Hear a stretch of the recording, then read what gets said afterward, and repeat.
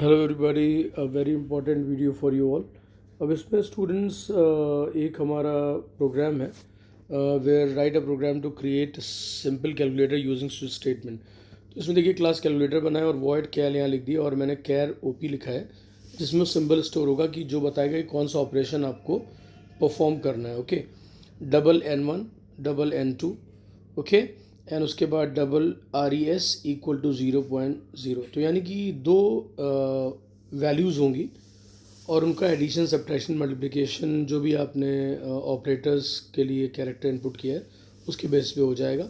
और ये आपने सारे पैरामीटर्स के फॉर्म में ले ली, तो इससे स्कैनर का आपका टाइम बच जाएगा। और यहाँ एक वेरिएबल ले लिया डबल RES इक्वल टू, उसमें 0.0 डाल दिया और उसके बाद जल्दी से देखिए यहाँ पर हमने system dot dot dot println एक मैसेज दे दिया जिसमें प्लस माइनस एस्ट्रिक्स डिवीजन सब है। और उसके बाद अपना स्विच स्टार्ट कर देते हैं। स्विच ब्लॉक या स्विच कंस्ट्रक्ट आ गया, यहाँ पे देखिए स्विच लिखा और जो ओपी यहाँ पे दे रखा था जिससे ये डिसाइड हो रहा है कि कौन सा ऑपरेशन परफॉर्म होना है वो सिर्फ ओपी। ध्यान देने वाली बात है कि यहाँ पे कैर नहीं लिखा गया दोबारा बिकॉज वो ऑलरेडी डिक्लेयर्ड है।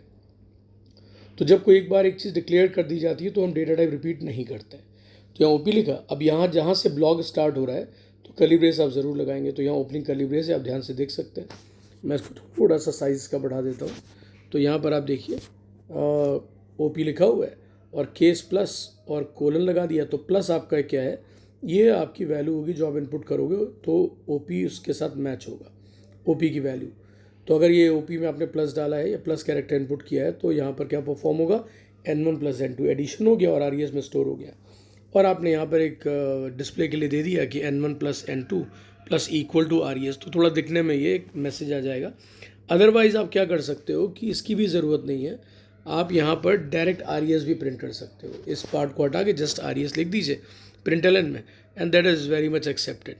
उसके बाद स्टूडेंट्स अब यहाँ पर क्या करोगे आप कि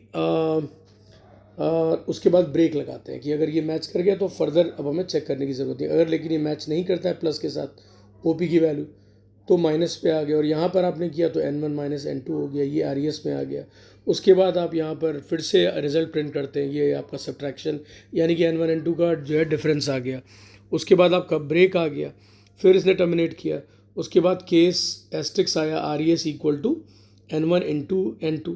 तो ये नॉर्मल आप मैथ्स पे करते आए हैं, वही सेम चीज़ है, बस यहाँ पर इनटू के बजाय एस्ट्रिक्स लग गया है और स्टेटमेंट टर्मिनेट हो रहा है बाय सेमीकोलन। उसके बाद आपने इसको भी प्रिंट कर लिया, फिर ब्रेक लगा दिया, फिर आपने केस डिवीजन के लिए आ गए। उसके बाद RES equal to N1 divided by N2। तो सब सेम एक्सप्रेशन आ रही है, सिर्फ उसका ऑपरेटर चेंज हो रहा है। और आप RES प्रिंट करते रहो एक के बाद एक, आपको इतना लंबा लिखने की ये स्टेटमेंट ज़रूरत नहीं है। फिर ब्रेक आ गया। अब उसके बाद जब कोई भी मैचिंग ना हो यानी कि प्लस माइनस डिवीजन मल्टीप्लिकेशन के अलावा आप कोई और ऑपरेटर इनपुट कर देते हो या कोई और कैरेक्टर इनपुट करते हो तो डिफ़ॉल्ट मैसेज आएगा, ये स्टेटमेंट एग्जीक्यूट होगा। उसमें क्या लिखा जाएगा, इनवैलिड ऑपरेटर। और ध्यान देने वाली बात है कि यहाँ पर डिफ़ॉल्ट सिंस ये आपका लास्ट स्टेटमेंट होता है तो ब्रेक लगाने की आपको ज़रूरत ही नहीं है, राइट। तो आप चाहें तो ब्रेक आप यहाँ से हटा दें, लेकिन अगर आपने रटा हुआ है बैठ के कि भैया हर एक ब्लॉक उसके बाद ब्रेक लगाना है तो आप लगाएं, कोई प्रॉब्लम भी नहीं है। और उसके बाद आपने देखिए ये जो कर्ली ब्रेस है वो बेसिकली क्या डिनोट कर रहा है, ये क्लोजिंग ऑफ स्विच, उसके बाद क्लोजिंग ऑफ फंक्शन और क्लोजिंग ऑफ क्या हो गया, ये हो गया क्लोजिंग ऑफ क्लास। तो आई होप आपको ये क्लियर हो गया होगा।